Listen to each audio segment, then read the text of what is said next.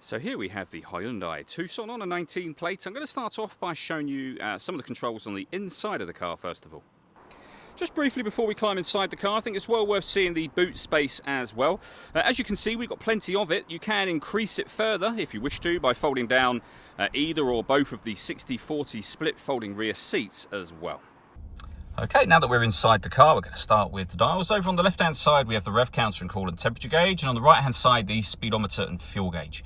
In the middle, you can see the total miles of the car. They are 34,938. Above that, we have a digital readout for the speedometer.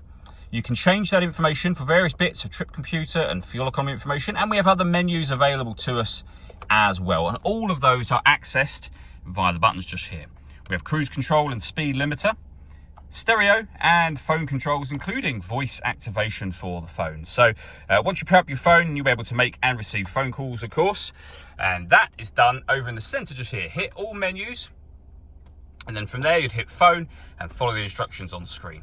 When it comes to music in this car, we've got the radio.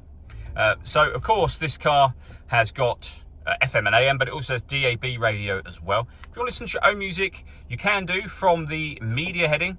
Nothing is connected at the moment, so it's grayed out, as you can see. You can connect up a USB device, an auxiliary device. You can also stream your music wirelessly via Bluetooth audio.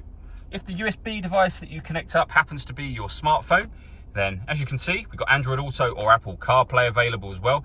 We've also got satellite navigation. There's a full video showing how the sat-nav works, which you can find on our website and YouTube channel. And lastly, up on the screen here, to go with the parking sensors, a full color reversing camera as well. Working our way down from that, we have dual zone climate control. So you can adjust the passenger temperature, the driver temperature. You can increase and decrease the fan speed. You can determine what direction you'd like the air to be distributed in.